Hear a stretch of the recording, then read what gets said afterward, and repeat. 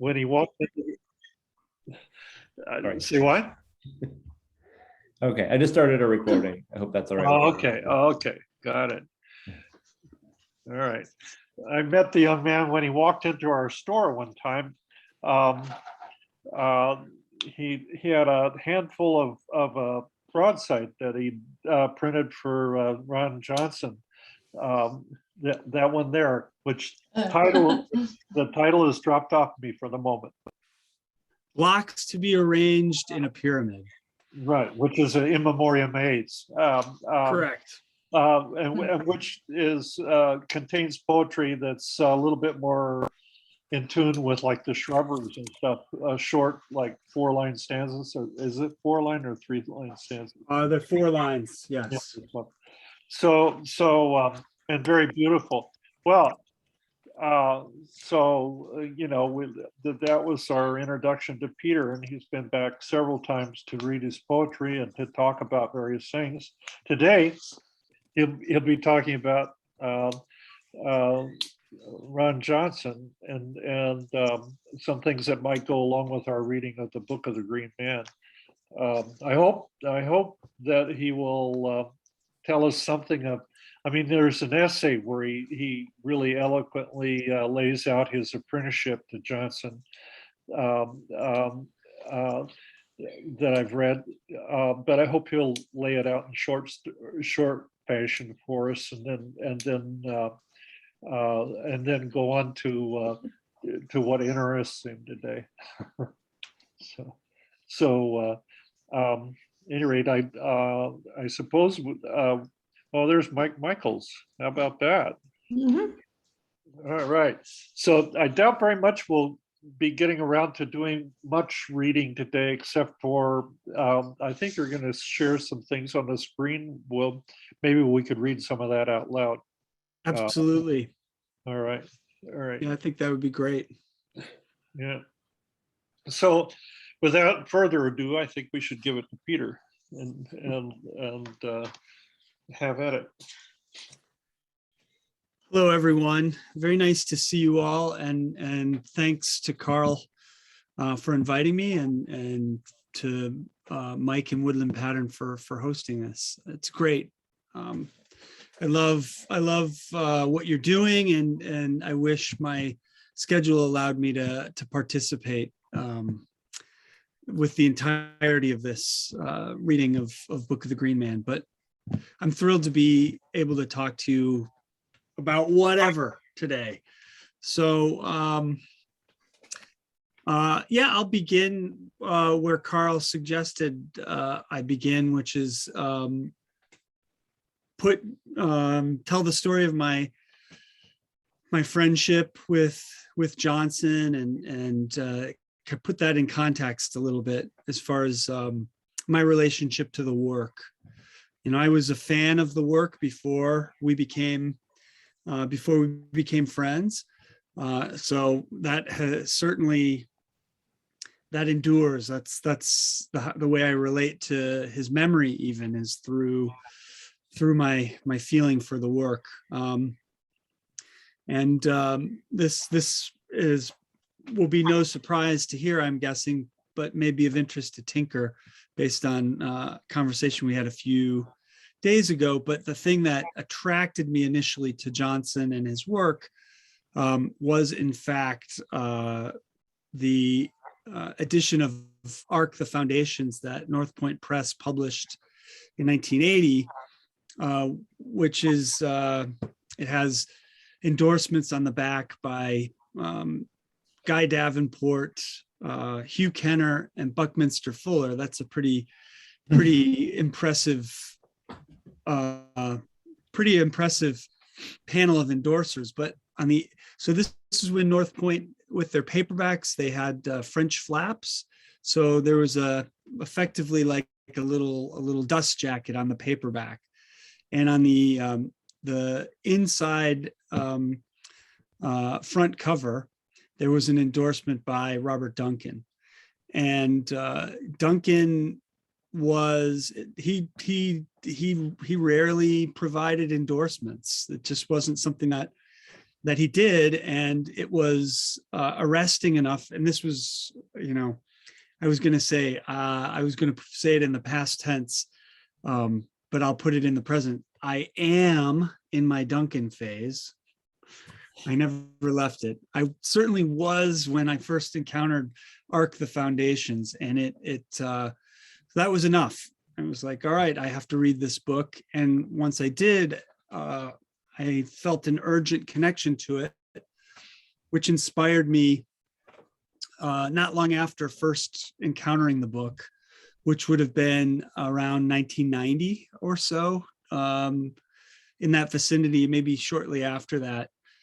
I was able to obtain Johnson's address from, they used to publish this, it was almost like a kind of phone book for writers was published. It was like addresses.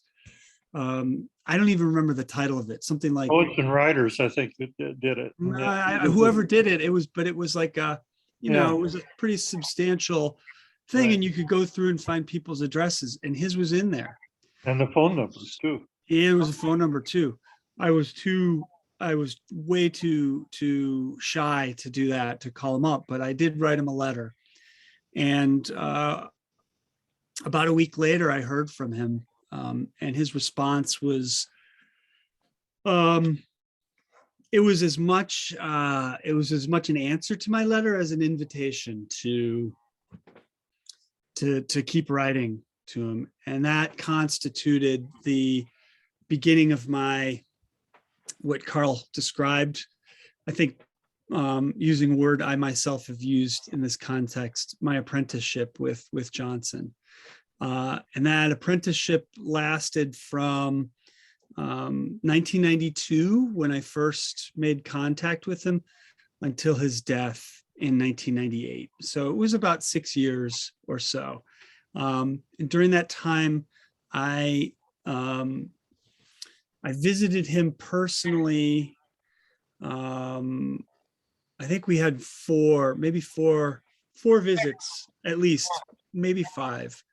2 of them at the apartment he was living in San Francisco when I first made contact with him, which was on a street called Elgin Place, where he had lived for he started living there around 1970. So at the time, this was almost 25 years by the time I was in touch with him. And then he came to visit me here in Chicago once. He stayed with my brother and me. We were living together at the time. I managed to get him a poetry reading at the University of Illinois at Chicago. So he came up to give the reading, and he stayed for a few days.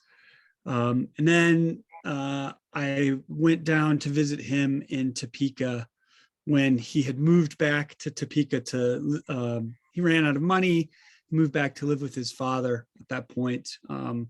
And I stayed with them, and that's where I conducted an interview with Johnson. That there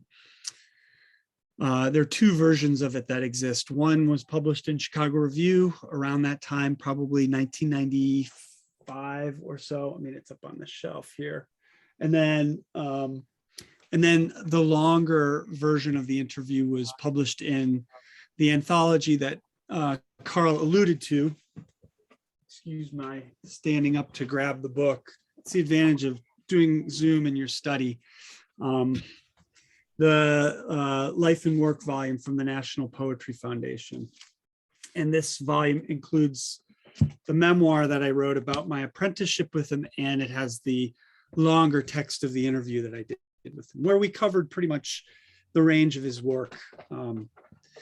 He was very forthcoming in his answers, and we edited it for the one that was published in Chicago Review.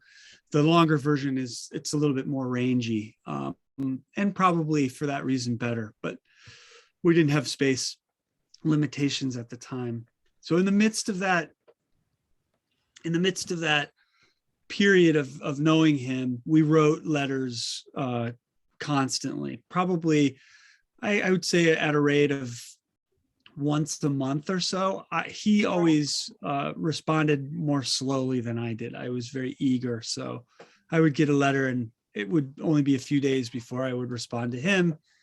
And then there might be a few weeks in between. There was one notable gap in that, which I experienced as a kind of a keen anxiety. And that was a gap that probably lasted like 3 or 4 months.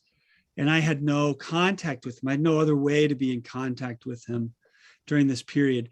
But what had happened is that's when he had to move from San Francisco back to Topeka, and he had lost his address book, and I think it was a fairly chaotic time for him. But it also coincided with this period. I had taken a letterpress class here in Chicago, and I had produced just like a little letterpressed object of a poem that I had written, and I sent it to him. It was the first work of mine that I had sent to him.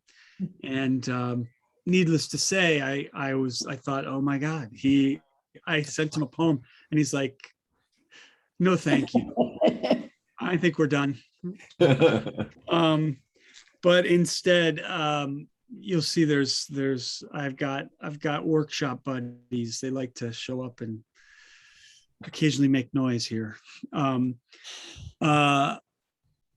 Instead, he had moved, and in rapid, I got two letters very, very quickly, and they were sent to my old apartment, where fortunately a friend of mine had moved in. And she called me to say, I just got 2 letters for you from Ronald Johnson. And I immediately got in my car and drove to go get them. And in that, the first letter, there was, he wrote saying, yeah, I got your object. And it's like, here are all of the problems with it, which were significant. One of the pieces of advice, because I'd used the word hornet in this poem as an adjective, and one of his pieces of advice was, he said, but keep that word. He said, in fact, keep it so that when you use it finally, it's as if you're laying a jewel out on velvet. He's like, don't mess with that. I haven't used it since. I haven't figured out the proper place to use it. I'm saving it. And then, but then there was a second letter that he sent immediately following. He never wrote a letter and then sent another one the next day. There was always a longer gap. And in the second letter, he said, I realized I was too harsh on your poem yesterday. I think what we should do is collaborate on, we're going to write these little poems, because the poem I had written to him was about the Japanese garden in Golden Gate Park.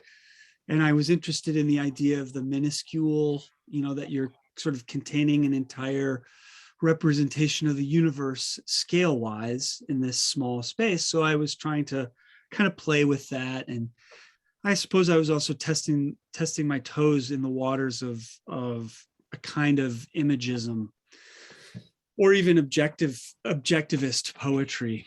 And obviously I hadn't passed muster, but he wrote back and he said, let's do it together. And he took my poem, which was called Repose Above a Waterfall. It was about a little Buddha figurine that I'd seen sitting above this sort of flow of water. And he said, I'll start. And his letter contained his poem, which is called Waterfall. I'll type it into the chat so you can all see it. Needless to say, I've memorized it. So recompose, response, repose. That was the poem that he wrote, and I was thrilled, because he was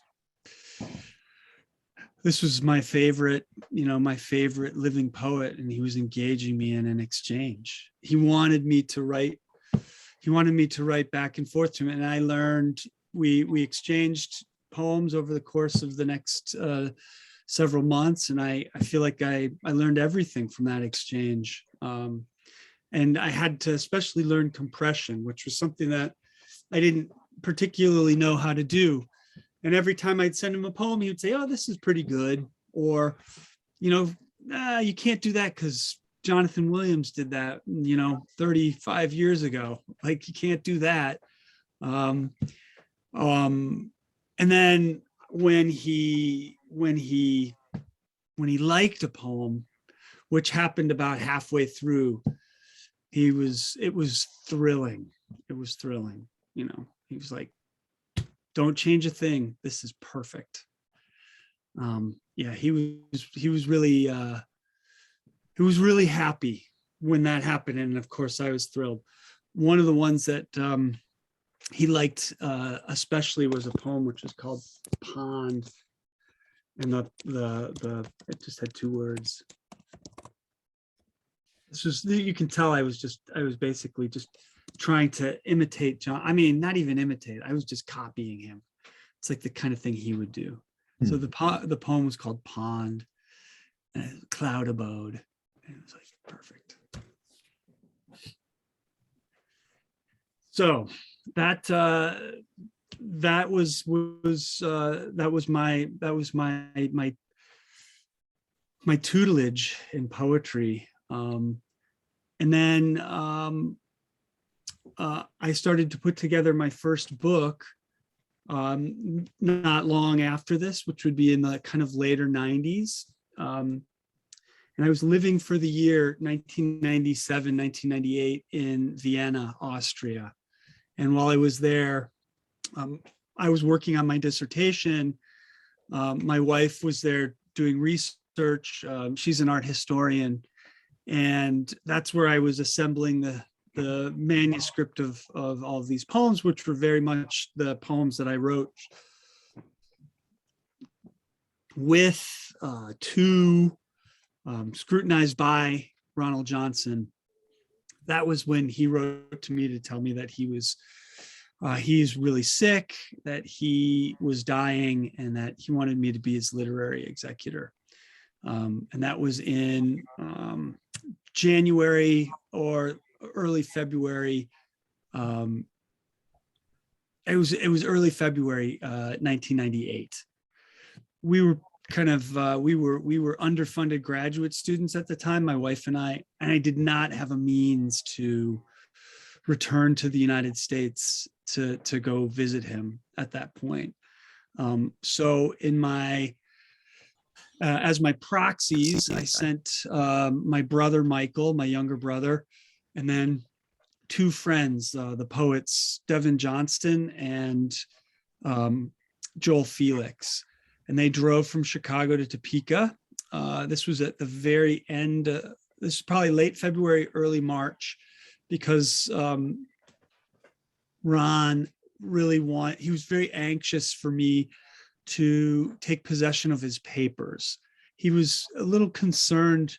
His family was very loving and supportive, but I think that there must have been a kind of looming anxiety of the terminus in terms of they're not poets and they won't quite know what to do with this. And he just wanted to make sure his papers were in poetic hands. So my brother and Devin and Joel visited Ron with Ron's dad, and following Ron's instruction, gathered up all of his papers, put them into boxes to bring back to Chicago, where my brother stored them in his apartment. And then he sent 3 objects back, sort of talismanic objects. Let me grab one of them. It's right here, that he wanted to give me.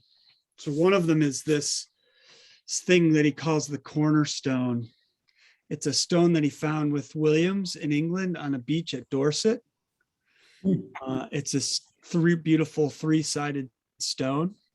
And that's one of the things in Ark is called the Cornerstone. So he was insistent, like, got to have the Cornerstone. The other was the this pitchfork that he kept in his study, which I do the same, which he called the Tree of Life. You got to have the Tree of Life. These are all sort of Ark references.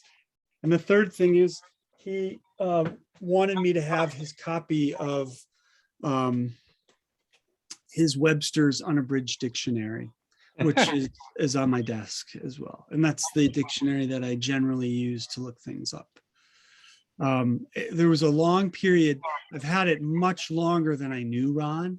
At this point, he died in 1998. So we're talking about, 24 years since his death almost. But he, he had the dictionary for years and years, and he was a chain smoker. He smoked Marlboro Lights. And so I would say only in the last maybe 10 years has the cigarette muss, the cigarette funk faded from it. But it's still, I can open, if I go deep enough into the Webster's, I'll get the aroma of Ronald Johnson there. So since that time, my relationship it was very intense initially after his death, because there was a lot of work to do, sorting through the papers and just following the faint leads that he had given me for things to do, including publishing some posthumous work that hadn't appeared while he was alive, which we were able to do in 2001 with the publication of The Shrubberies.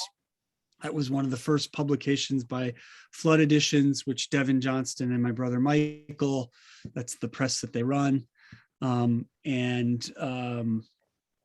Which obviously, Jenny, from the Kenneth Cox, such a great book too. That's one of my sort of sacred resource books. Just like, if you want the drink of clear water, you go to that. It's like, oh yeah, that's how poetry's made. Got it. Yeah. So that was one of their first publications.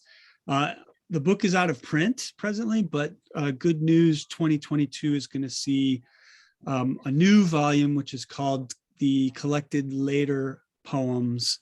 And that's going to include the broadside, this blocks to be arranged in a pyramid, a bunch of later poems as well, and a reprinting of The Shrubberies. So it's going to be a substantial volume, some Johnson to look forward to. So it's stuff like that, like keeping things going. I know there's some Niedecker people in the crowd here, and as well as anybody that the difference between oblivion and enduring interest with a poet is sometimes just a handful of people keeping the candle flame lit, and that's really that's the work. It's like, it's just something here and there, making sure everybody knows where to go to look for the papers. There's going to be no great juggernaut, but I've been heartened by essentially steadily, slowly growing interest in Johnson's work since his death. I got a question for you. Sure. The reason I read Johnson the first time was that it was in a letter she wrote to somebody. She said she couldn't be without her book of the Green Man. So of course I looked it up. But he refers at various times. Who's the she, Carl? Yeah. Who's the key? Who's Lorraine the Niedecker. Carl? Lorraine Okay, Niedecker. gotcha. You have to take that for granted with Carl. Yeah, right. She is always Niedecker. Got it. Yeah, right. So at any rate, when Book of the Green Man was referred to, I went straight to it and was blown away. Although I don't think I had any idea at all what I was reading at the time. So, but he refers to her several times as being like, well, you know, he basically says he and one other, that would be Niederker, in terms of the kind of poetry. And I was curious to know if he ever talked with you about Niederker. She was one of the few poets that he had, you know, like totally unreconstructed admiration for. Like there was no, yeah, we would talk about her. You know, he published a brief essay that also appeared in Chicago Review, which is called, I think maybe Six Poets Alas, or something like that. I feel like maybe I have it up here. It might be downstairs. I can send the reference to Mike in an email, and then you can circulate it. And it's essentially it's his praise of six poets who were women, and saying like, why are these poets consigned to, you know, poetess status, which he was frustrated by. It included Edith Sitwell and Stevie Smith. He loved Stevie Smith's work. Niederker was included in that as well. And he refers to her, I'm paraphrasing because I don't have it in front of me. I think he refers to her as the wildest branch on the tree of American poetry. I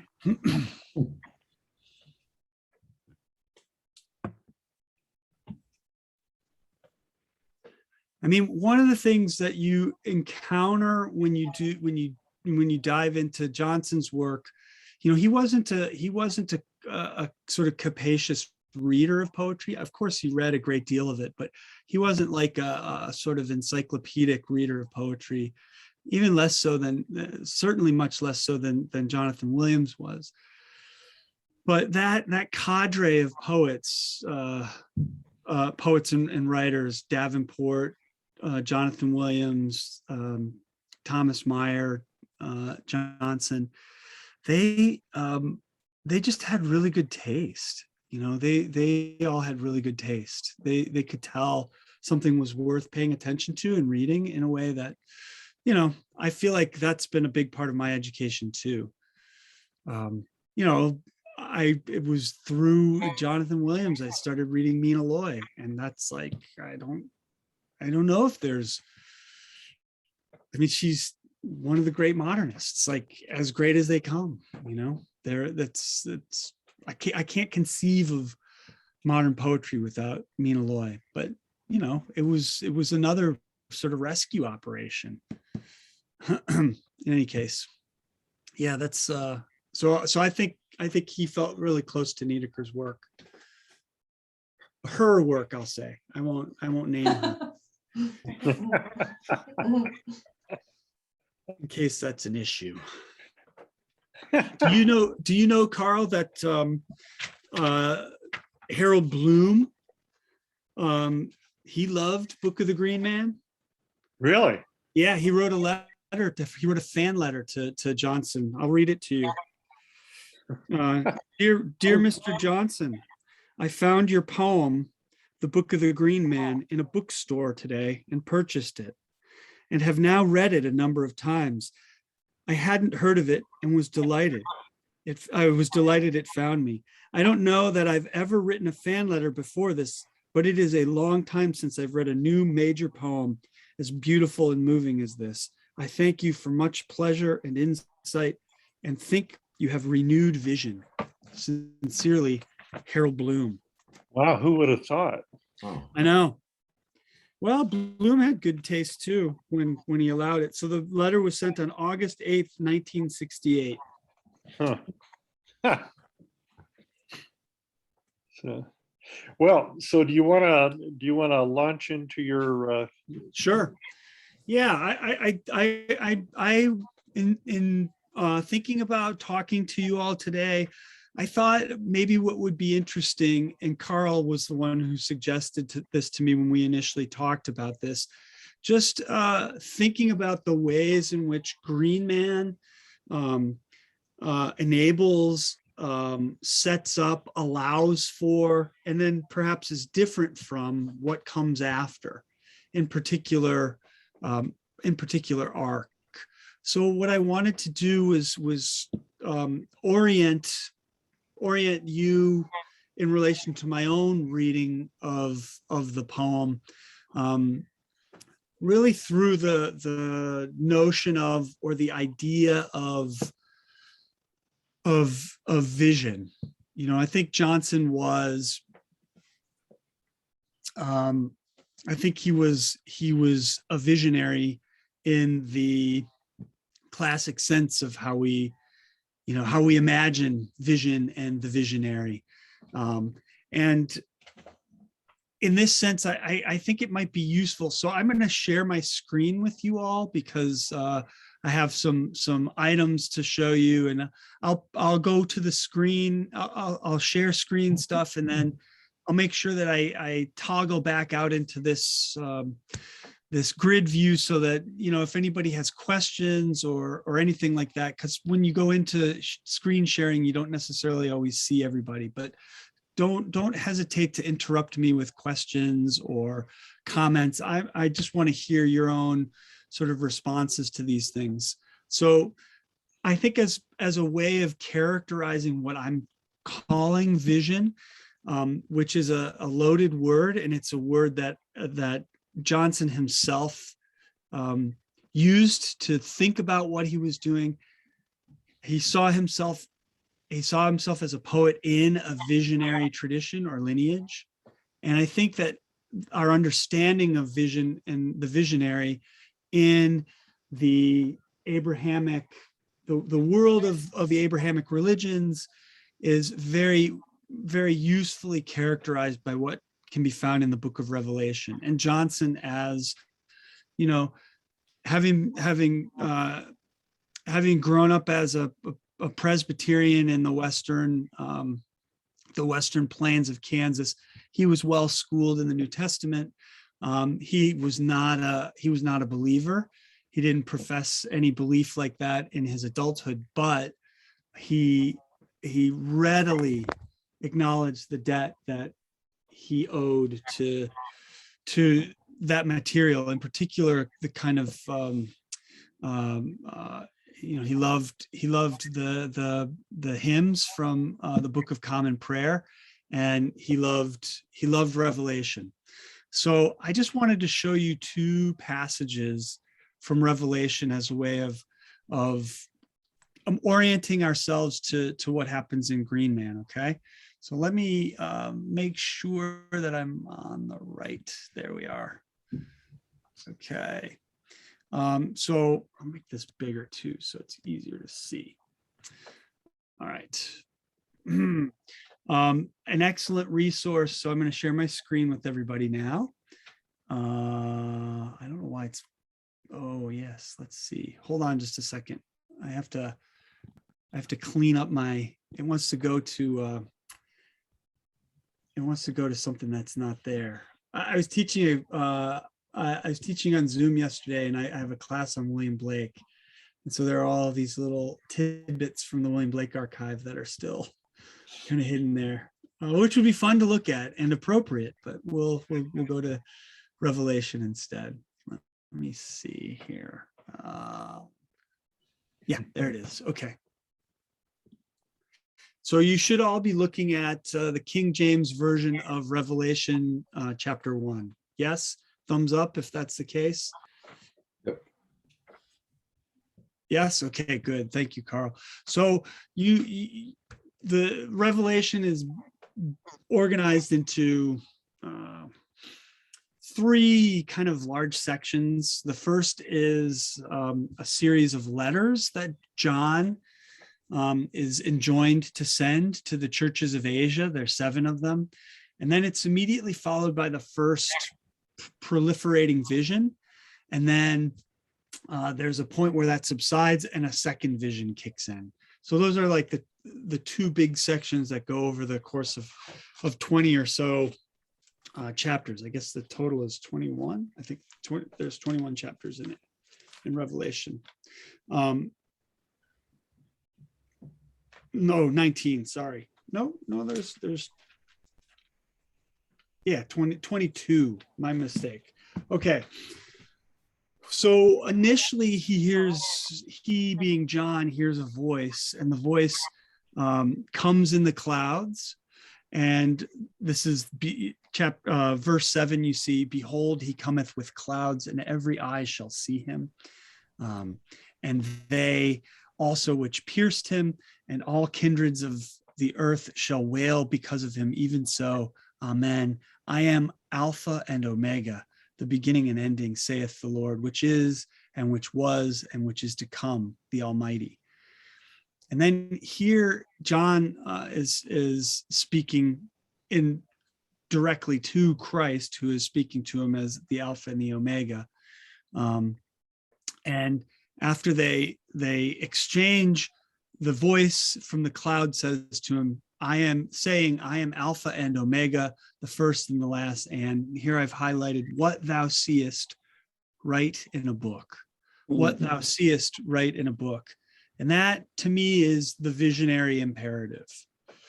So one of the interesting things about vision, especially in this tradition, is that it is as much something seen as it is something written.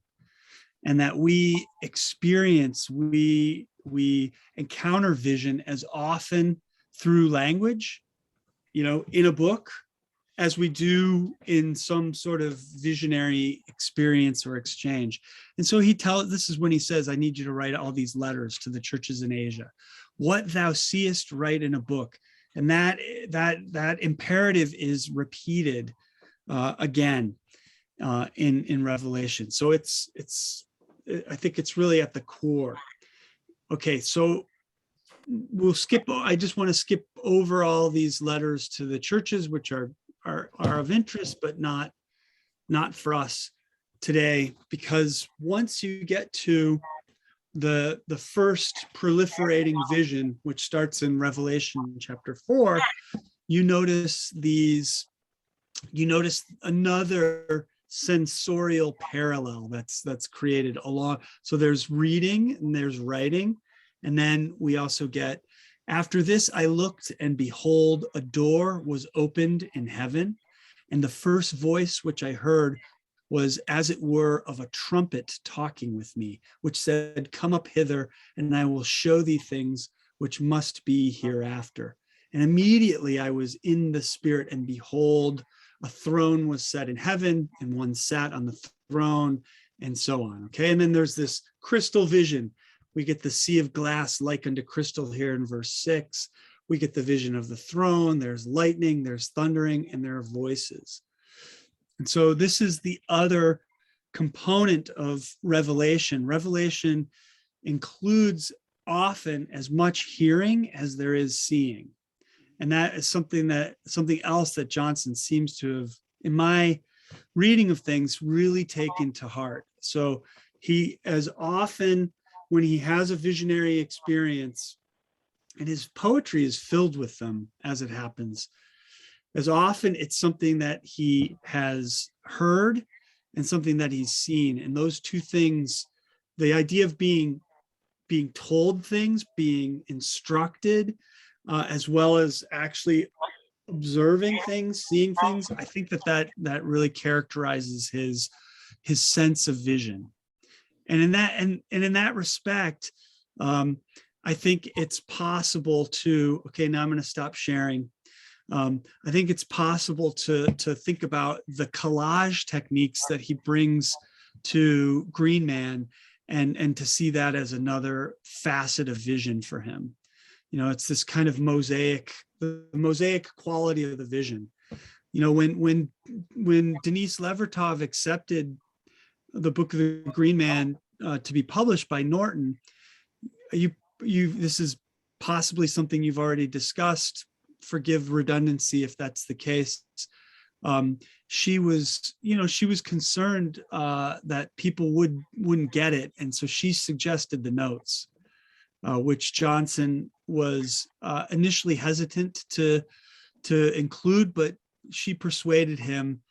I think maybe he didn't want it to be like The Wasteland. He didn't want to create obfuscation through the notes.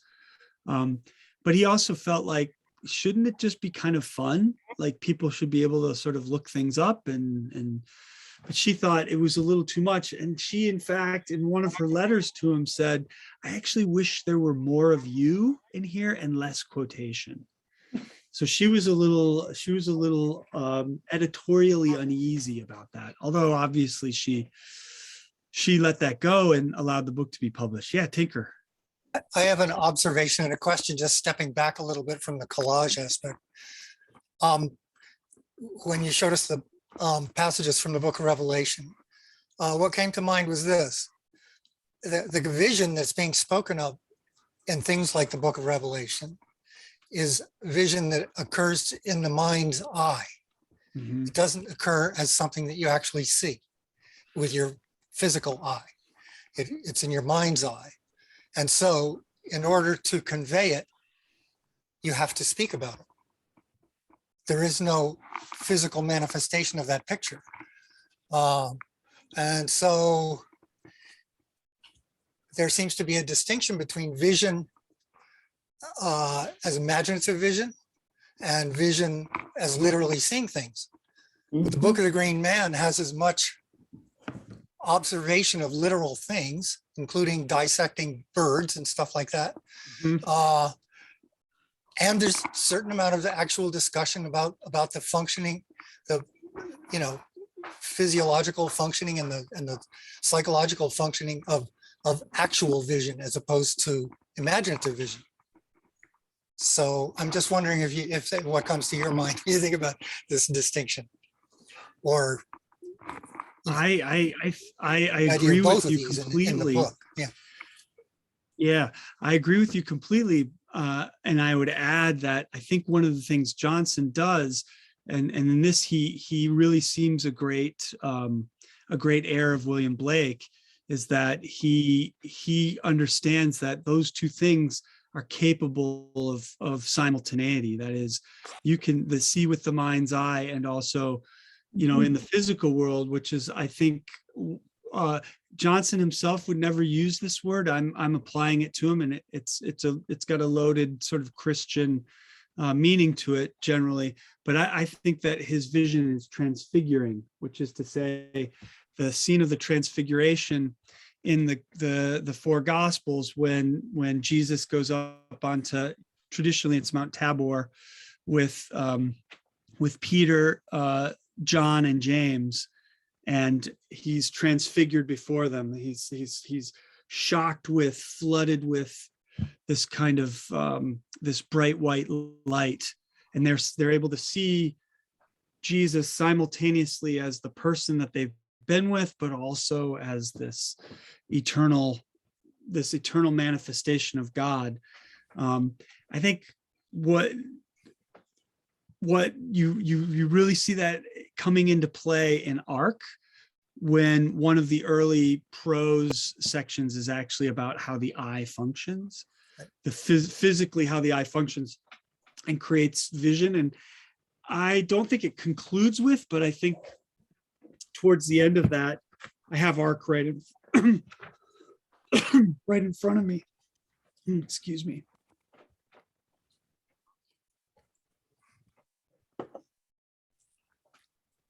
I think it's cat hair in my mouth.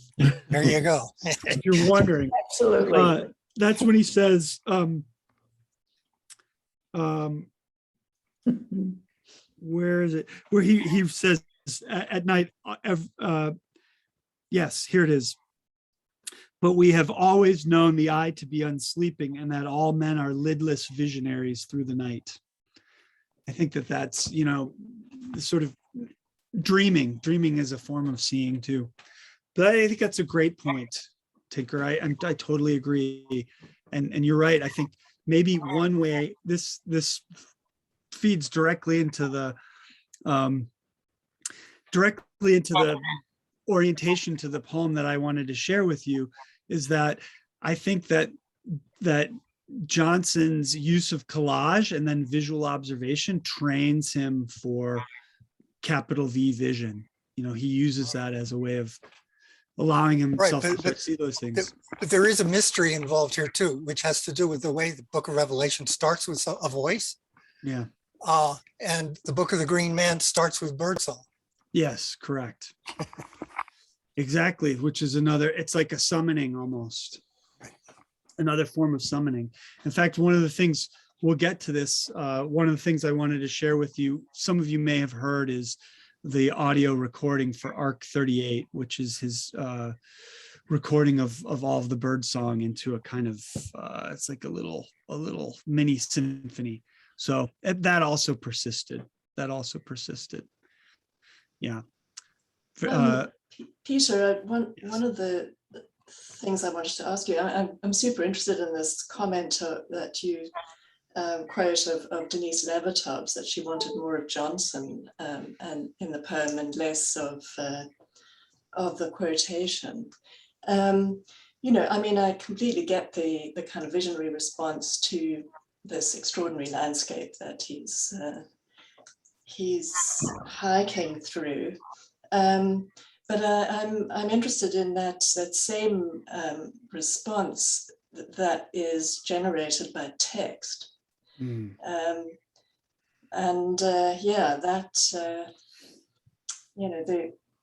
The visionary quality does that lodge in the text, or is it happening somewhere else? Is it experiential, or is it something that the text itself Yeah, I mean, produces? what's interesting is that, whose vision is it really? Yes. Is he responding to the experience in language of somebody else's vision? Mhm. And yeah, I mean, there's an interesting, kind of detachment from the personal vision. Or there is the possibility, I think, that he's incorporating into his vision, or he sees something similar in those things that he quotes. I mean, he's manufacturing something that is of a piece as a vision, and yet some of it is coming from elsewhere, not just Right. It's something he's put into his mind, if you will. I only say that because I'm not a poet, and I'm very well read in some areas, but I wouldn't have recognized the author of some of those quotes. So I would have assumed, I've got the book, I adore the poem, but for me, when I first read it, it was a piece, all of a piece. So that raises a question in your mind about, was he making something all of a piece, or was he asking us to diverge into our knowledge of these other authors? I didn't, because I do now have, I've gone to some of them now, but it's a very interesting question, I think. Also, it comes to me that I have to give a talk a week from today about a Buddhist author, Dogen. And he wrote a thing called, the question was, do the insentient preach the Dharma? And things without speech offer something. And there's a very famous little poem by a man named Dongshan that roughly goes, oh, how wonderful, how strange, how wonderful. With the ear, we cannot understand it, but with the eye, we hear it. And I suddenly heard Tinker's talk about the mind's eye, and my own mind lit up, and I thought, but it's this, this thing of what we actually see, and then what we hear from what we see. You've helped me a lot. Thank you. That's great. Tone and I would say too that the fourth word in the poem is seamless. Yeah. So he's thinking of stitching things together from the beginning. And that was a big, I mean, I undoubtedly I expect it's already on the table, the notion of collage. Sure. That was something he took from Pound and from that sort of idiom. But I think he also took it from his own sort of family tradition, which included a lot of quilt making. Oh, yeah. And it also included, I don't know if anybody's familiar with this. It's a kind of Midwestern thing. At least that's where I've typically encountered it. Things called memory jars. Has anybody ever encountered those before? So essentially you take a big, do you know what I'm talking about, Mike? Have you heard of that? You looked like you were, no, okay. You take like a jug or an urn or something like that, and it's coated with a kind of soft cement, essentially like a kind of, it's almost like a clay that doesn't dry. And then you press little things that you found into it. And it takes years and years, like families will go for decades pressing little things that they found, rings, little like plastic jewelry, whatever. And then it creates this kind of collage. And that was a big, like he had some memory jars, which, he showed them to me and explained, and I was like, duh, obviously that's what you're doing. Yeah, so I think but Jonathan was doing this as well. I mean, surely he was a kind of primary teacher, right? 100%. There, yeah. Absolutely, and I think they both understood that dynamic. In fact, kind of along those lines, something else I wanted to show you. Let's see. This is from the Jonathan Williams Guy Davenport letters. Let's see. Where is it? Right there. This is a great collection. If you're not familiar with it, A Garden Carried in a Pocket, probably be hard to find because it was published by a used book dealer. It was published by Green Shade was the name of the press, but it's James Jaffe, his books. It's terrific. And here is a letter. Here I should be able to increase the size so it's easier to read. Yeah. So this is a letter from Davenport to Jonathan and to Ron in 1966. We, Bonnie, Tabitha Tailbrush, Jean Meatyard, Galeor Carbonell. I assume the second two in there, Tabitha Tailbrush, and I think these must be cats. But Bonnie and Jean Meatyard this is Eugene Meatyard, the visionary photographer from Kentucky. Those are real people. We have all been reading Ronald's Letters to Whitman in Poetry and The Green Man in that snazzy tri-quarterly journal, and we're all much impressed. It's the renaissance of sense after the long, dry years of surrealism and omphallopsychosis, and all so beautiful. Cheers from Central Kentucky. And then he goes on to, there's all sorts of gossipy things in there as well.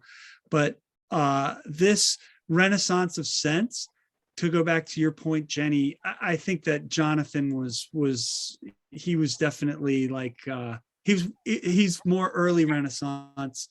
Johnson is maybe more late Renaissance when it comes to that renaissance of sense.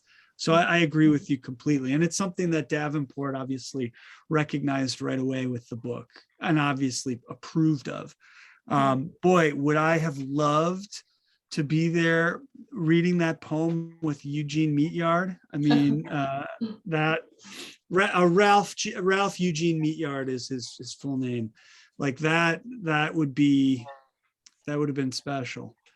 All right, I'll stop sharing that again too. What pops into my mind is Meatyard is a very surrealist photographer. So yeah, he is. That's an odd remark. Yeah, it is, but he was surreal in the sense that he did those. I mean, he called his photographs idola. He called them like he wanted to capture a person portrait wise. It was like an image. In fact, now you're going to get to see me stand up.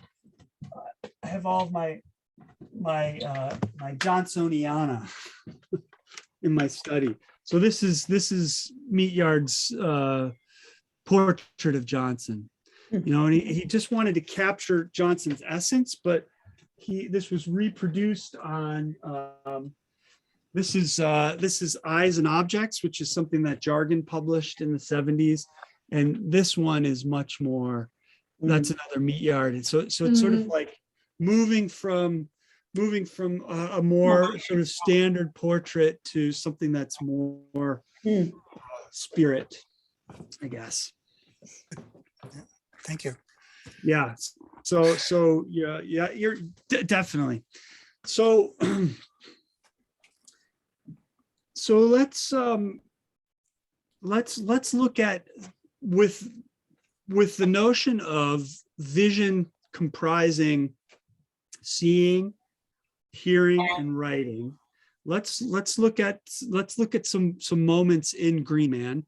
Some of the, I mean, you guys have already read the poem, so we can decide if you want to. I'll leave it up to Carl if you want to read. If you want to read things aloud or just sort of glance at them, make reference to them. I wanted to show you. You've probably, or you may have known that this poem was fairly successful for Johnson, in the sense that he was able to get parts of it published in some prominent places. So I just have a copy that he gave me of the initial publication of Autumn in the Lugano Review, which was was published in Italy. I'll show it to you here. I made a scan of it. There it is. It has his signature on there too. I know Carl likes these kinds of things, so. The hand of the poet. That's pretty good. Like, you know, it's like getting a chapbook published. You know, they like a journal that actually created off prints. Seems really interesting. Okay, so I'm going to switch over to, I've got some things from Green Man that I scanned to look at, and then I want to use those to move into to ARC, and the kind of bridge. And this is also from Carl's advice when we talked about this initially. I just wanted to show you this place in Western Kansas that is, Johnson admitted was sort of the wellspring of his imagination. It's a place called St. Jacob's Well, and it's a little bit west of Ashland, Kansas, where Johnson was born and grew up. And he refers to it in ARC as this kind of this sort of mythical, excuse me,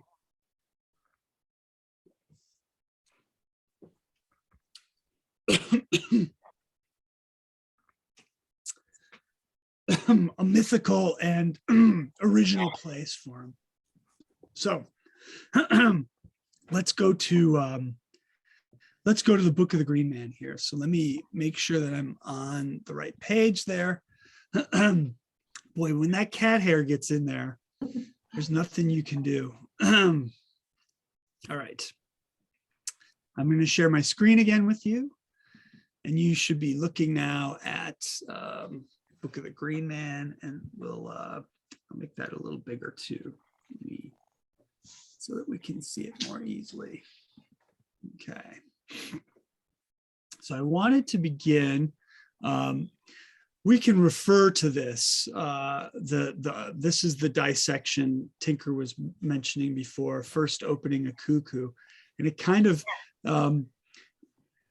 I feel like once you're keyed into this visionary / revelatory modality in poetry, anytime you encounter the phrase "I saw," I think you're in the territory of vision. It's very simple, but the number of times in this poem that Johnson repeats, I saw, I saw, I saw.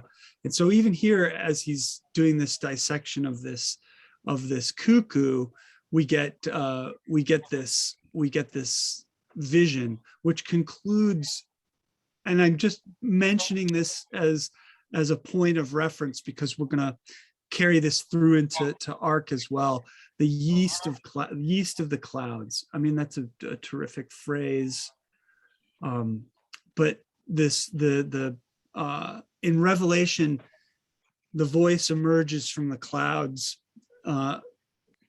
Clouds have this property of uplift and vision. But I want to follow that with these. This is the stuff I wanted to focus on. The sequence here, of course, we're in summer. The sequence here where we get all of what the earth told me, what the leaf told me, and so on. And these things, this is the combination of vision, of hearing, and then also of writing, in a sense. Okay. So Carl, what's your feeling? These are all relatively short. These are the ones that I want to read up until we get to the end of summer, which is what the light told me. Do you want to read them aloud because they're short enough? Sure. In which case you can designate people to read them. All right, start with Tinker. And I can scroll up for you if you want to read off the screen. You want me to read what the earth told me? Yes, please. Okay, hang on a second. Get my glasses untangled from my headphones here.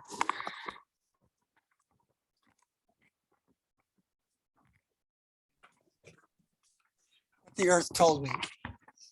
No surface is allowed to be bare and nothing to stand still.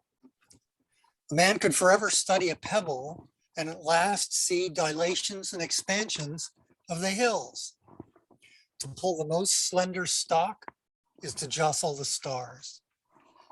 And between the bearded grass and man looking into the vegetable glass of nature is a network of roots and suckers fine as hairs. I threw a stone upon a pond and it bounded the surface, its circles interlacing and radiating out to the most ephemeral edge. Flint and mica, lichened limestone, shale and saracens, sandstone, soil.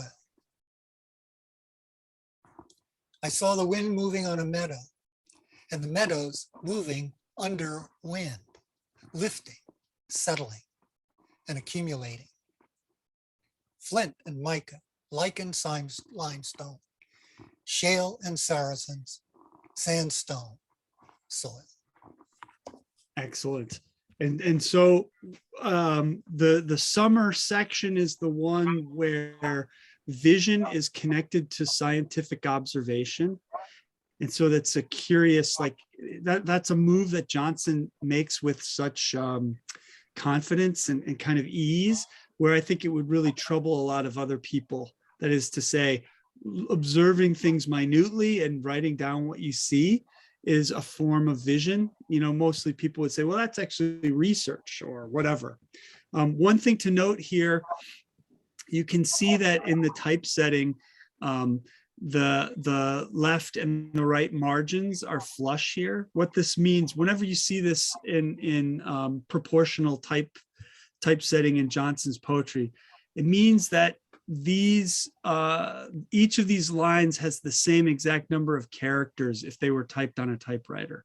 So there's, for Johnson, there's a visual element in his poetry which comes through somewhat secretly in situations like this, where it's actually, he's composing almost in a kind of grid. So I didn't type it out to see if it's exactly, but I feel great confidence that that's the case. That those will all, if you had a manual typewriter where there's, each letter takes up the same amount of space, or you could use a non-proportional type like Courier on your word processor, that should be perfectly even, right and left. All right, let's look at the next one, which is immediately followed by what the air told me. Let's go for Tonin on this one. Okay. What the air told me. It is breathed into Orpheus' lyre, and as rocks and trees and beasts is divided there, Its original strain precedes the sound by as much as echoes follow after. The quivering of cowquake, a loud audible humming of bees on the down, stresses within the sustaining earth, clouds of fleece and mare's tail. I saw with a single eye the facet of the fly, the infinitesimal mechanics and all the metallic sheens of a bluebottle. In a land where the sun grows fat on cloud and summer hasn't come till your foot can cover 20 daisies, she came to the dark, open beak and laid a myriad of eggs. And in 2 days' time, the dead bird's body simulated life, maggots in eye socket and under feather, and a subtle movement, the white and the glistening. Excellent. And once again, the focusing that happens with I saw. Mhm. I saw with single eye in this case. All right, let's move on to what the leaf told me, which comes immediately after. Jenny, yeah, Jenny, would you read that? Okay. What the leaf told me. Today I saw the word written on the poplar leaves. It was dazzle, the dazzle of the poplars. As a leaf startles out from an undifferentiated mass of foliage, so the word did from a leaf. A mirage of the delicate polyglot, inventing itself as cipher. But this, in shifts and gyrations, grew in brightness, so bright, the massy poplars soon outshone the sun. My light, my dews, my breezes, my bloom, reflections in a wren's eye. Yeah, so in this one, there's no I saw. Oh, no, I'm sorry, there is. Today I saw the word written on the poplar leaves. And then the expansion of that in terms of this quality of brightness, which I think feeds directly into the fourth and final of the what the X told me, which is the conclusion of the of summer, which is what the light told me. And this one he shifts away from the every other the spacing his lines every other line. He starts to use a more conventional leading here. But let's look at this one now too. Okay, Stanley Morak. Okay, I have to get it over here. What, excuse me, what the light told me. It is now a circle, now a spiral or wheel. It merges with the eye, the wing, or a sickle shape. It takes on the form of beasts, a dragon, fish, or bird. As an orb at summer solstice, it balances on the altar stone at Stonehenge. And as beam expands, elongates, twists, and attenuates itself into a leaf in gold as a covering for the quince. With arc and parabolic and serpent oblique, musical in ocular harmony, expanding, elongating, twisting, and attenuating. An encompassing eye, within and out, round as a ball, with hither and thither as straight as a line, slight as a fox whisker, spiral twinned, rayed as chicory flower, within and without, round as a ball, with hither and thither as straight as a line, with lily, germander. I have to see. Sorry, Yeah, that's okay. my mistake. That's okay. And sops and wine, with sweetbriar and bonfire and strawberry wire and columbine. Columbine, that's right. And so he's quoting from the Book of Flowers, as you guys probably covered before. he calls it an anonymous song culled from Edith Sitwell's Book of Flowers. And there's also lines from Christopher Smart there and James Hervey.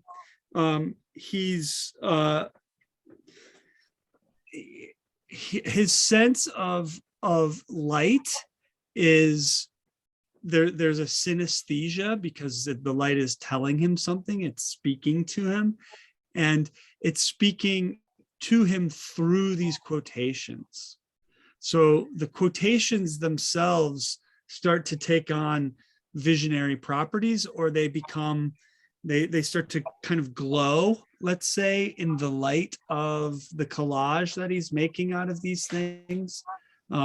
He has a really, I think he has a really, in this poem, in this section particularly, the ability to move through these elements, what the earth, what the air, and then what the leaf told me, to conclude here with the light.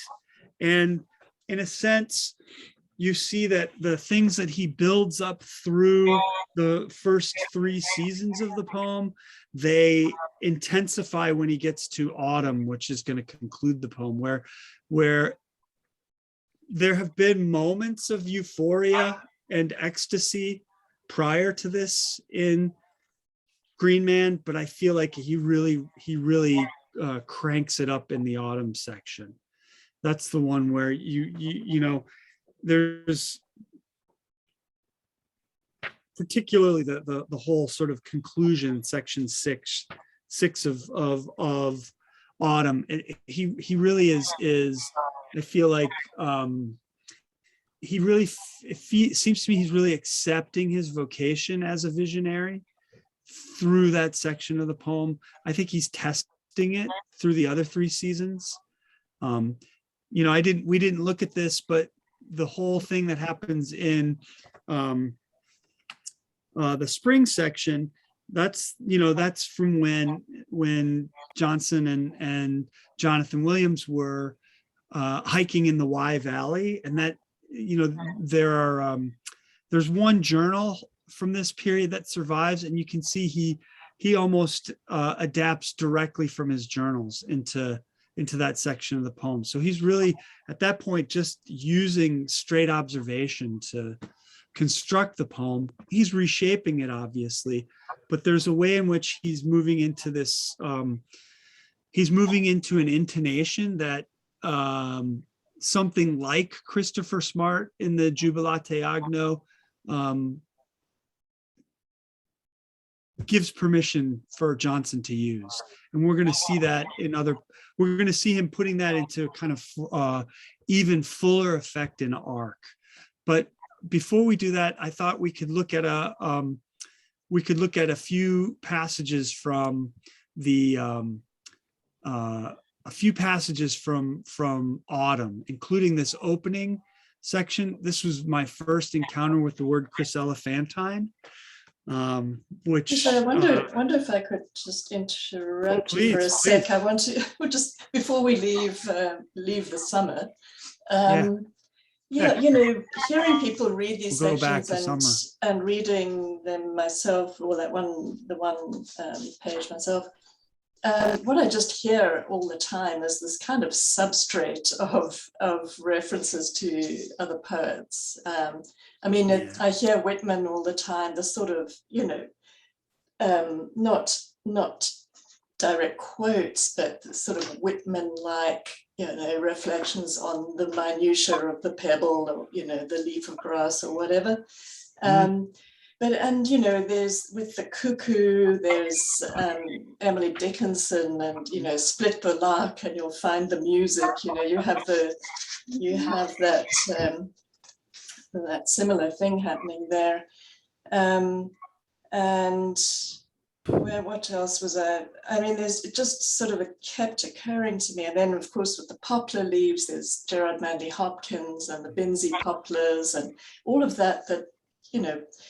And the other one with the cuckoo was the syrinx. and he would have very recently read the Mina Loy poem about the cuckoo. No, is it the cuckoo? Anyway, it certainly references the syrinx and so on. And I'm just kind of curious about that. I mean, it's such a densely composed piece of writing, and it has all of it has such a strong sense of other voices and other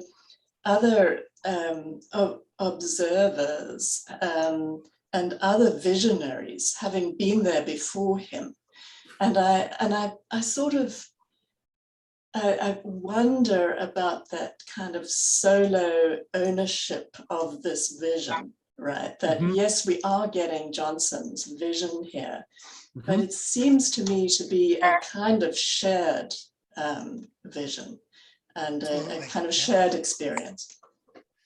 Yeah, I would add to that because it's jumping ahead, but I always thought at the end of the poem where there's a whole section that's in italics, that the italics meant that it was a quote. But upon studying it, I discovered no. So he is obscuring the difference between when he's quoting. You might think if you put it in italics, it's a quote. Not necessarily. You really can't tell sometimes, except perhaps with the help of the notes. It's true. I agree with you about that, Tinker, where, that's the autumn is the Samuel Palmer section, and he's using the titles of those Samuel Palmer paintings, which are the things in all caps. Yeah. And then he makes it seem like it's related to that in a way. But the conclusion of the poem is it's his own vision at that point. But I totally agree with you, Jenny, about the sort of collective sense of what's going on.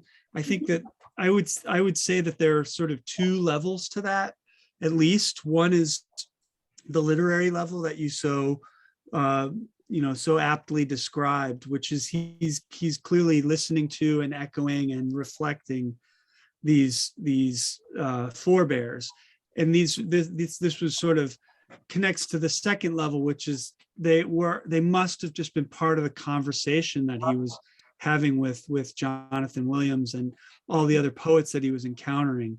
So there's a kind of combined celebratory, but also appropriative quality to this material. I've always felt that way, and he certainly never, in my experience with him, it wasn't something he felt he needed to obscure. He wasn't claiming originality in that regard, but he was he demonstrated a kind of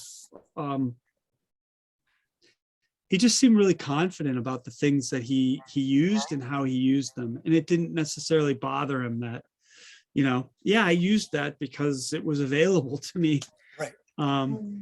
But when I met him, it's an interesting thing that, because Niedecker does it as well. There's absolutely no sense that she feels obligated to acknowledge the source of of a stanza and in a poem.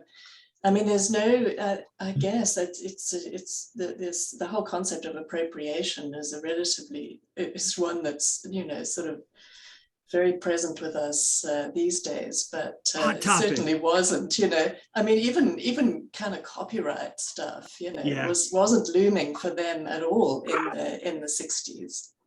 No, I would just like to toss in one further idea because it's burning in my mind. I think it goes even deeper than that, the lack of feeling of ownership of all these visions by other people. I think he thinks that, he feels that the whole world, everything in it, is equally responsible for the consciousness that's looking at it. Yeah. An example is that after what the leaf told me, which we read together, in a wren's eye, the next line at the beat starts the next poem is, for there are splendors of flowers called day's eyes in every field. That would be a quote from Smart.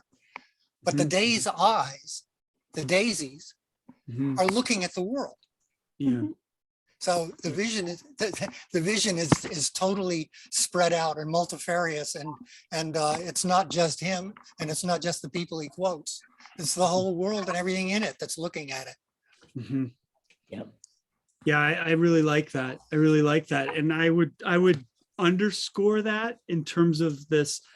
If we're imagining a process that this poem is providing for Johnson for his own further work in poetry. I think that the title of the second section of Autumn, the sort of famous most glittering, most rich, most glittering, most strange. Johnson says, I'm sure this is a quotation from somebody, but he can't find it. He's not able to locate the source of it. He hasn't got Google. Right? He doesn't. This was pre-Google. Yeah, he's like, I think I saw it in Time magazine. So he includes it in a quotation at the end of the poem itself. Sorry, here it is, right there. All things most rich, most glittering, most strange. But it also becomes a statement for himself. And in fact, when Jonathan Williams wrote an obituary for Johnson, and keep in mind, by this point, they had been somewhat estranged for several years. He concluded the obituary with the conclusion of Autumn, and he quoted this line: "Most rich, like we were together. We walked the Appalachian Trail, and we walked through England looking for all things most rich, most glittering, most strange." Like that was their imperative, just to pay attention to things like that. But I like that it's an appropriation that he can't pin down. I mean, Google would probably allow us to pin it down now. But maybe I like that he couldn't quite do it, So that I think that appeals to your sense as well, Tinker, of the daisy or day's eye, looking out at the world. I mean, and that comes back to another line from the I poem in Arc, which is Beam 4, where he says,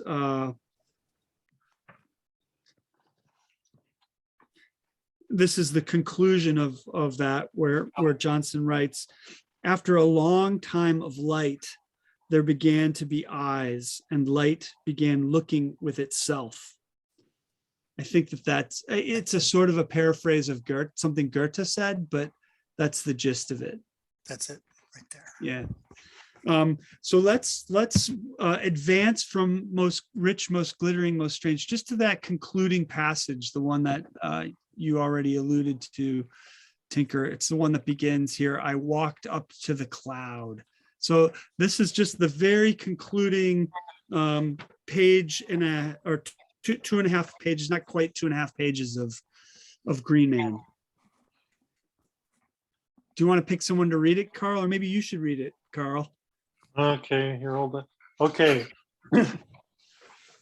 I walked up to the cloud, a country where there is no night, but of moons, and with heads of fish in the furrow, and on each ear, behind a husk of twilight, were as many suns as kernels, and fields were far as the eye could reach.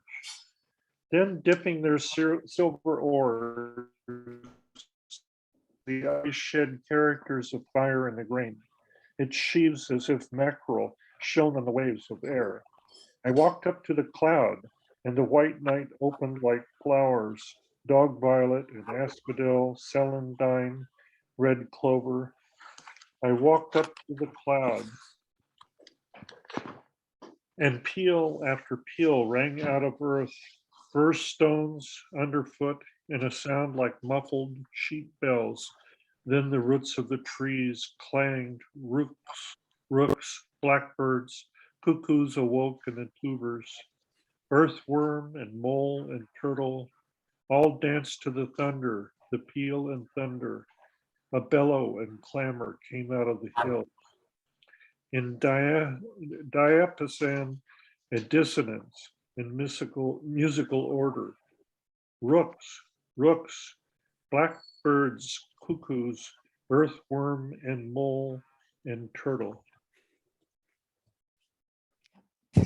I love that he ends the poem on the word turtle. It's really funny that he did that. And he wanted the turtle, because each section is supposed to have a bird, even though it's a cuckoo being dissected in summer. It's the turtle dove in the autumn section. And so sometimes he wanted it to be an actual turtle and sometimes a turtle dove. So it's very funny. Yeah. So this cloud element, keep that in mind, the sort of vision of the cloud and the sound of the cloud. And what I want to do is, because I'm keeping an eye on the time, and I don't want to go too. I want there to be enough time to ask questions and talk. I'm going to just show you some pictures of Jacob's Well. This is this place in western Kansas that Johnson describes as the kind of wellspring of his own creativity. In fact, he includes a little note about it.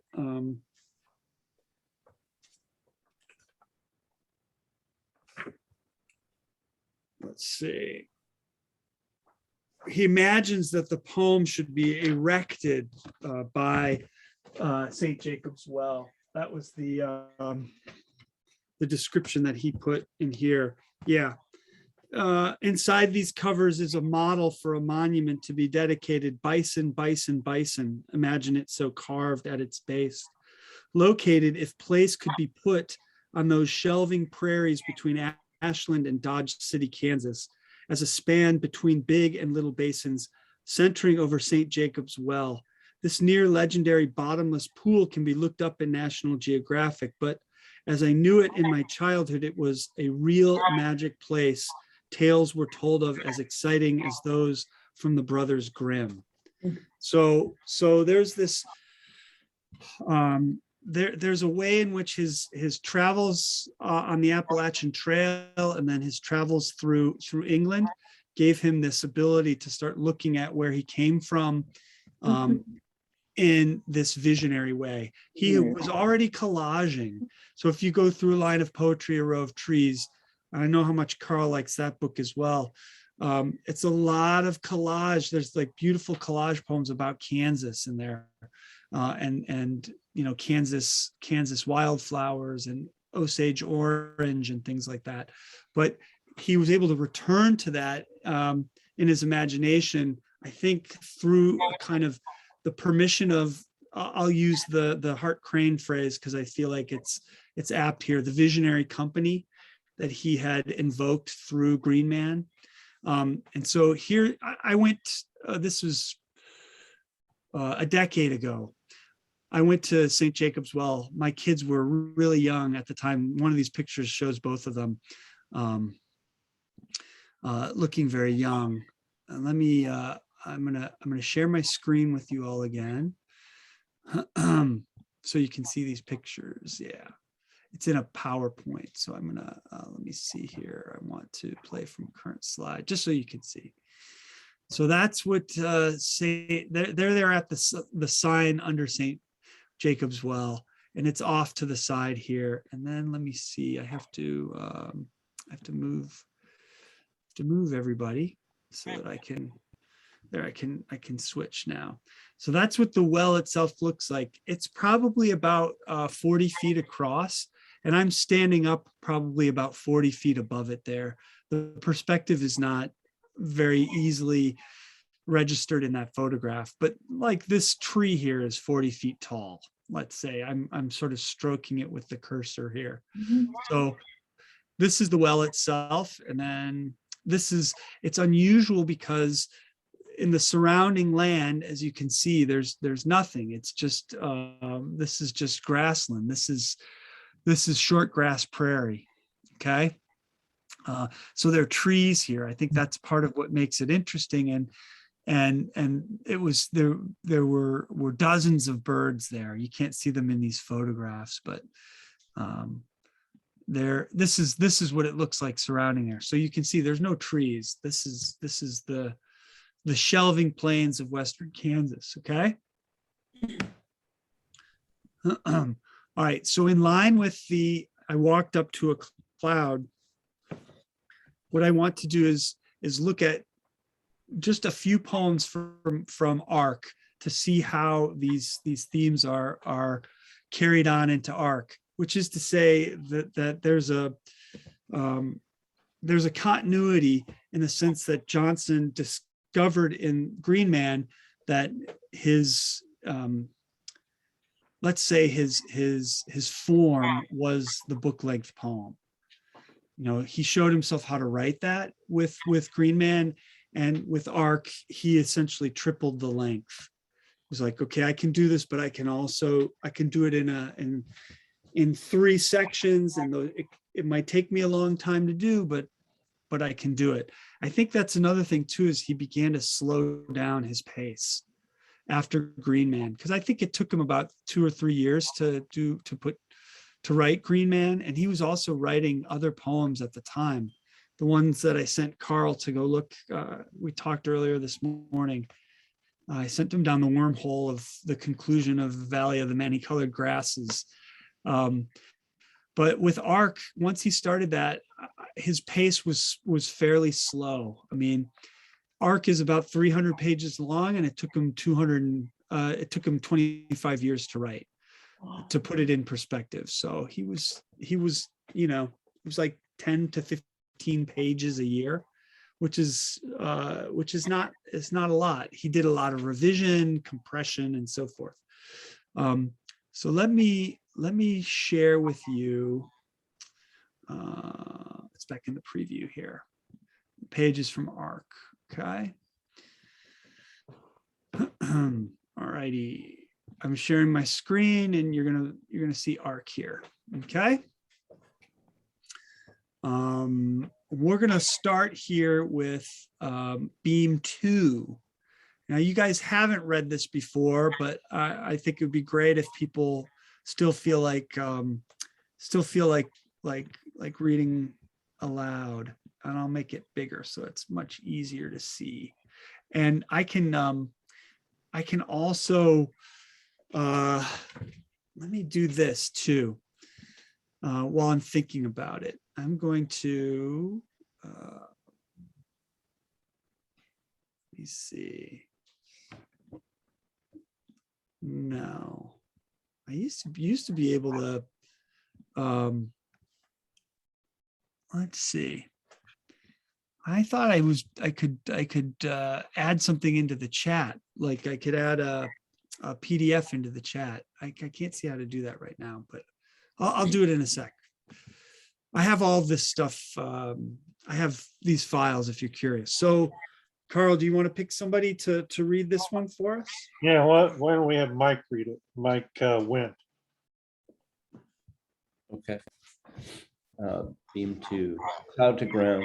The ice electrons move, negative to positive, in stepped bright thrust.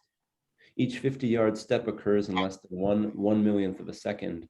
The whole zigzag 1 to 10 yards in luminous diameter. But this corona to a rose prickle core, hotter than the surface of the sun. Positive to negative, the stroke returns gigantic spark, its many-stroked flash, a flicker faster than the eye. Every point on this returned jagged channel knocks molecules for miles in lengths. The circumambient, in balanced descent, enlightenment, on abysm bent, angels caged in what I see, eternity engouged antiphony, a lineaged clarity.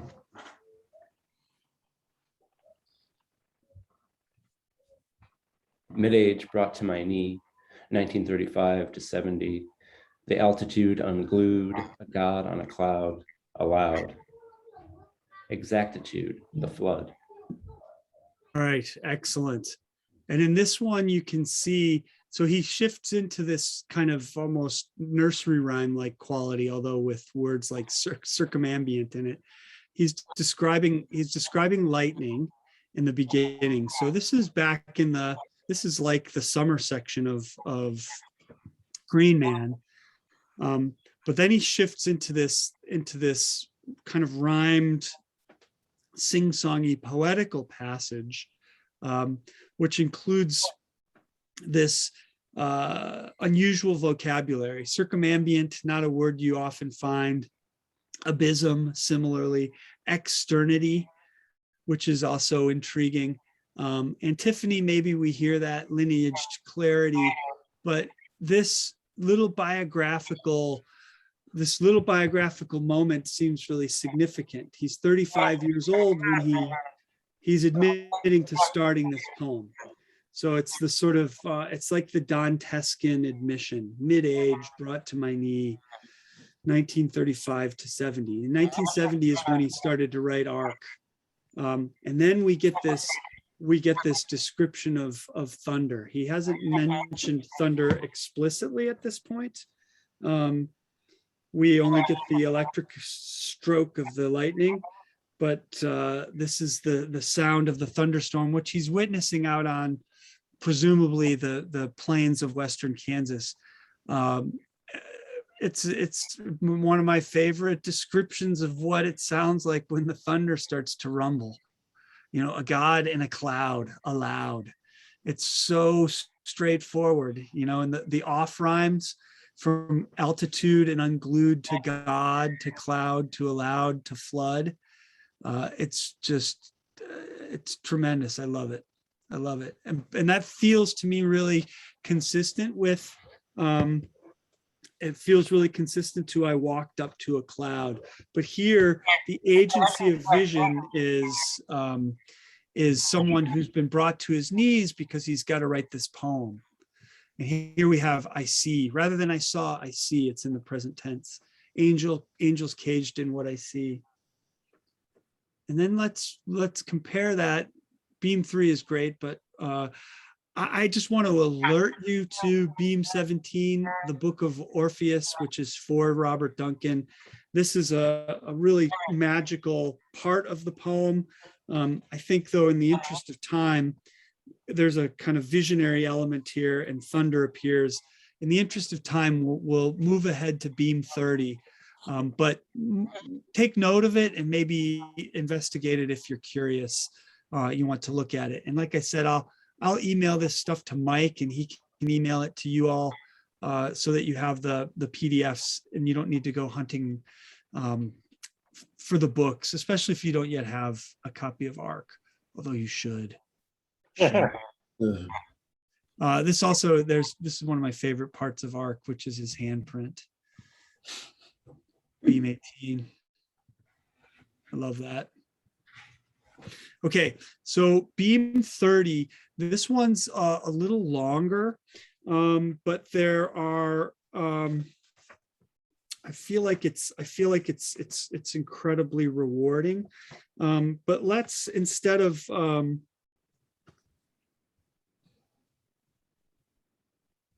well, let's look at it. I don't think it'll kill us.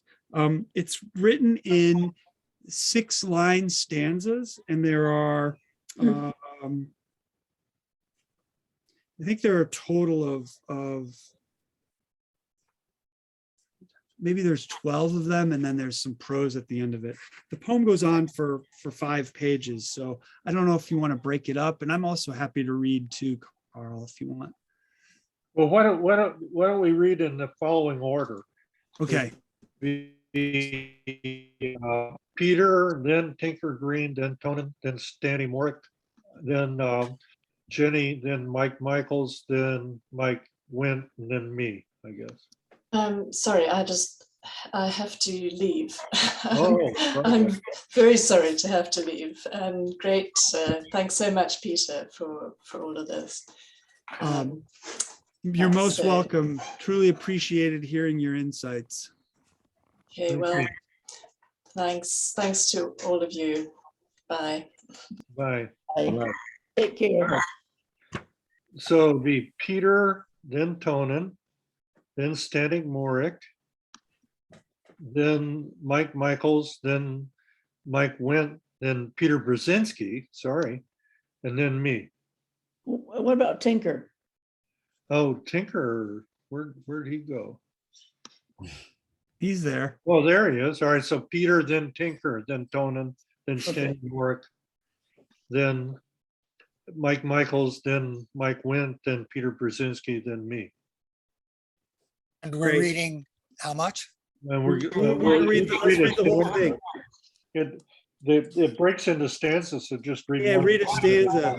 A stanza, okay? Yeah. Well, and one of them here, I'll show you. It's on the third page. One stanza has 6 lines, but you can only see the first line of the stanza, which is "This is the body of light." So the person who reads that stanza can read the next one as well, since they're only reading that one line. Okay. All right. Maybe. I think it'll be clear. All right, I'll start. Beam 30, The Garden, for Patricia Anderson. To do as Adam did, through the twilight's fluoride glare, Mercury and perihelion, rotating exactly 3 times while circling the sun twice. To Pluto, foot tilt up the slide at either plane and build a garden of the brain. So Tinker. Me next? Oh, okay. Internetted eternities, interspersed with cypresses. Ply ringing air about the many spectacle apples there. Flame-stitched niches, orb and swivel orb. The muses thrust at center, turning. Phosphorus obsolescence, they sing. Senses Struck crystal clarities to knock the knees, or scarlet hollyhock against a near blue sky. No end of fountains lost among the shrubberies, full eye may bear. Fixed stars with fireflies jam the lilac.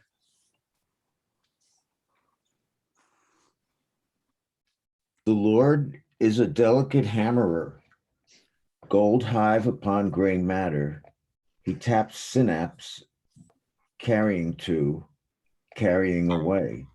An immense bronze pine cone, moonlit at the end of a vista of sunny jets d'or, silver poplars, all shivered in a pool.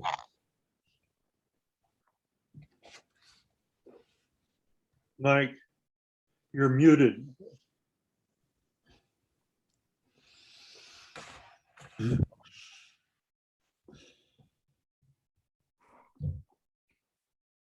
It's Mike Michaels there, right?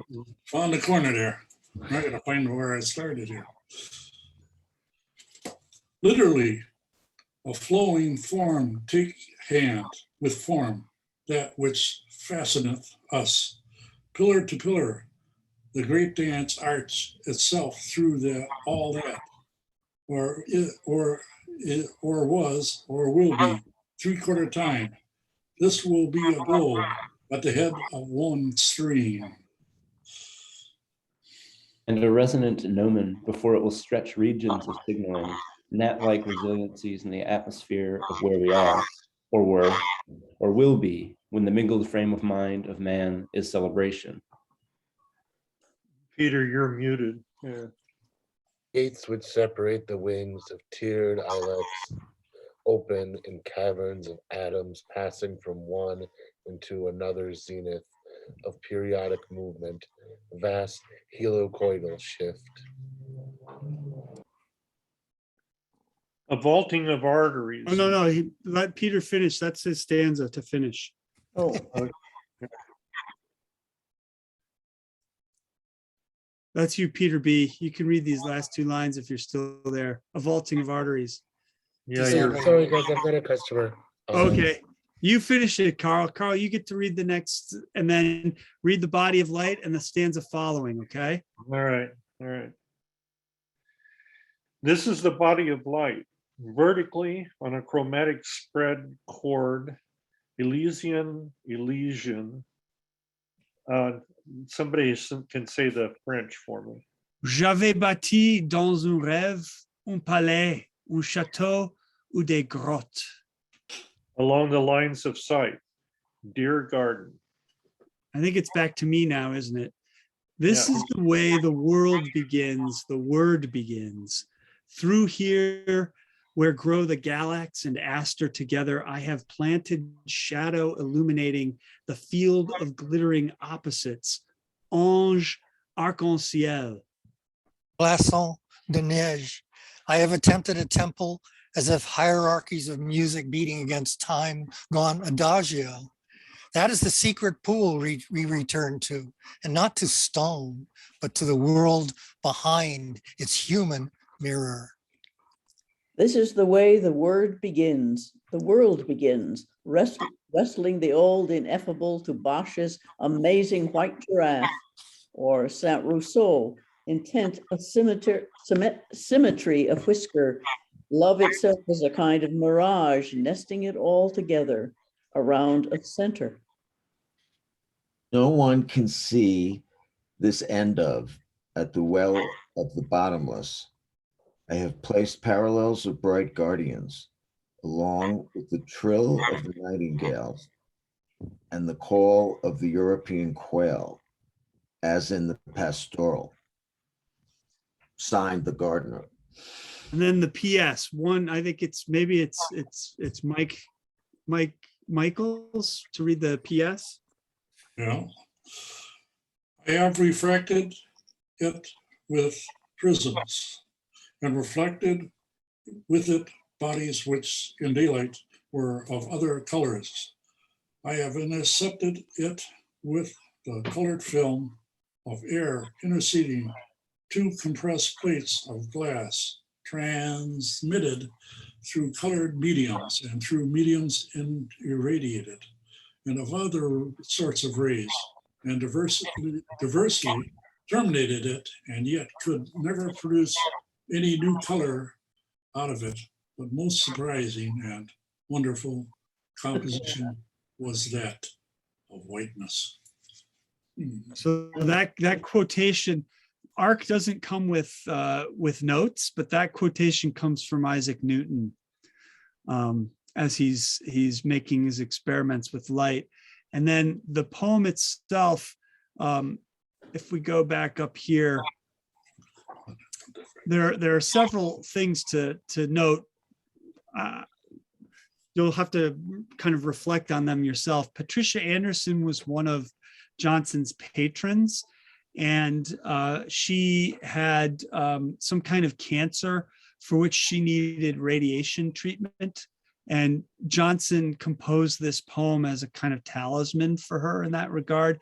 He wanted it to be a poem about light, which would be used to essentially irradiate her with in a poetic fashion from the cancer that was inside of her. And that's what the purpose of the missing stanza here, when he announces this is the body of light. There's supposed to be, it's the exact same length as 5 lines of poetry, and he intends for this to be like the stanza itself is it's all light, that part of the poem itself. There's a ton of collage in here, obviously, and yet there's also a lot of observation, and there's unquestionably a lot of vision, including, we get at the very end here, we get the description of the well, right? This is St. Jacob's Well right here, the well of the bottomless. I have placed parallels of bright guardians. It's obviously got this very biblical quality. He was one of the things he was reading at the time. There's a publisher in I think in Berkeley, not in San Francisco, called Tree Books. Can you confirm or deny that, Tinker, if you happen to know? Doesn't ring a bell, I'm sorry. Okay, I think it was a press that was I want to say David Meltzer had something to do Yeah, I with think Ah, it is. there we David. go. That did come to mind. That sounds like Meltzer and Hirschman. in Hirschman, Jack Hirschman, and they were publishing Jewish mystical texts, among other things. and Johnson had access to that. And Wow, I didn't think realize that. it sort of created I mean, there's not a lot of Kabbalah in Ark, but I think the sort of sacral quality of Ark itself was, the mosaic elements. It led him to imagine cherubim and bright guardians and the like. The trill of the nightingale, the European quail, and this is the last thing that I'll present to you. Again, keeping an eye on time. You're aware, we won't read it, but I want you to be aware that Arc 37, which is Spire called Prospero's songs to Ariel, which he constructed in the form of a quilt from Roger Tory Peterson's A Field Guide to Western Birds. So it consists entirely of phrases that he took from Roger Tory Peterson's bird book. And a lot of these are just things that, it's just his transcriptions of the bird songs. And it's completely collaged, 100% collaged. It includes some bits, like one that I love. Let me see where it is. It goes on for quite a bit. It's really good. Where is it? I'm going to have to look, because sometimes it's easier to look in the book than to scroll through it. On Zoom.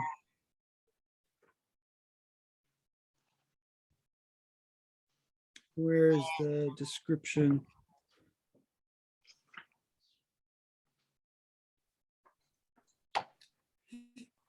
Because I didn't mark it out. Oh yeah, there it is. Sorry. It's on the second page here, right? Yeah. Yeah, here. CCC. Oh, it's over here. That's why. Sorry.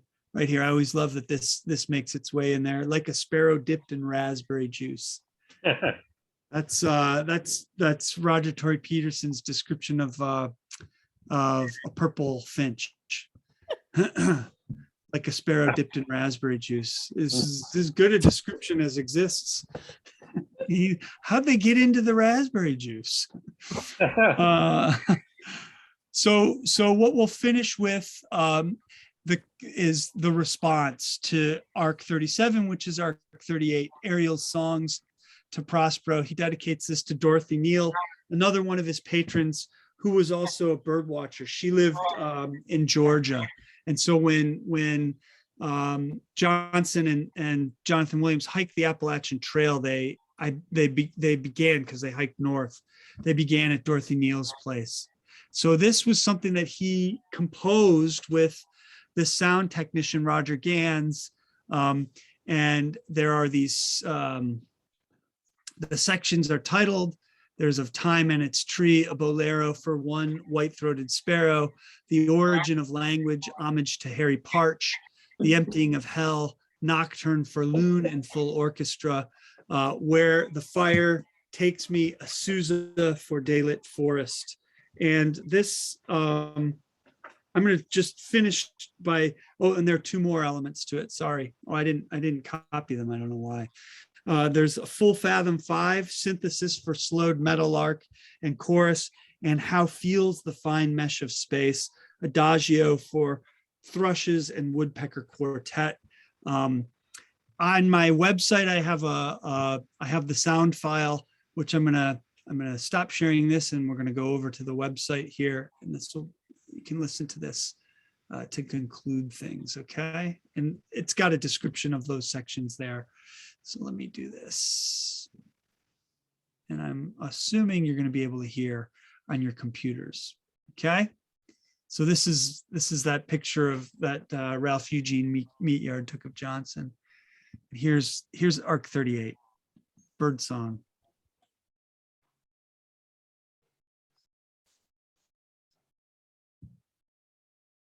Should play. It's on pause. There it is.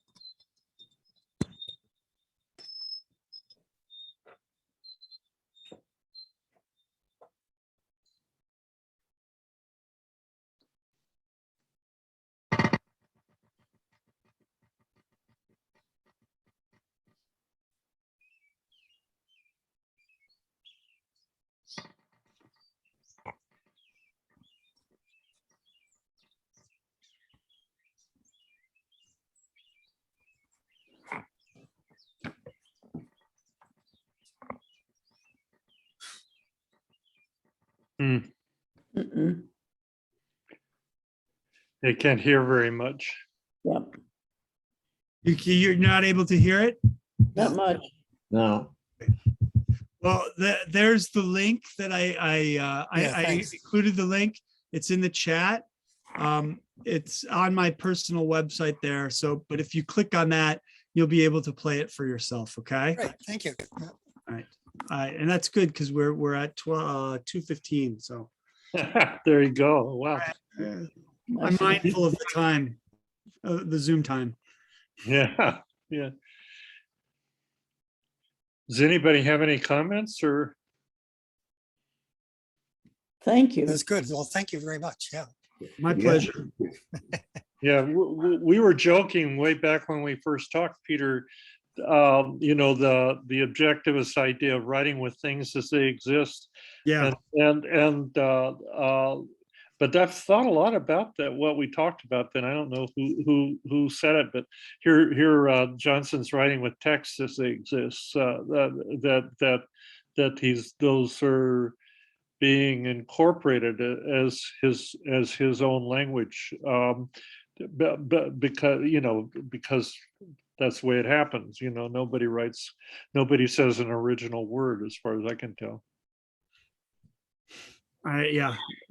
Well, you could also throw in this, which comes to my mind. If you have an actual visionary type vision that occurs to you in your mind's eye, it seems to come from the universe. You can tell the difference. It's not like you're imagining something or you dreamed it up or anything. No, it's being presented to you as something that comes from elsewhere. And it's very objective and solid. And so to credit sources for these things seems unnecessary. I like that. I think I like that a lot. Well, this has been a great pleasure again, and thank you a lot. Feel welcome to stop in anytime. Yeah, thanks for Right. it's been great. Great to see everybody and great to talk to you all about Ronald Johnson. Okay, well, thanks a lot. Thank you. Thank you very much. Bye, Hello, everybody. everybody. See you in a couple of Bye. weeks. Saturday. Bye-bye. Hear the insentient preach the Dharma. All right, next time we'll be planning to reread the whole book of the Green Man, and then bring in anybody's thing to it that they want to bring. So we'll start off the next time rereading the whole poem, and then should be able to close this episode the next gathering. So. Right. Bye, everybody. but.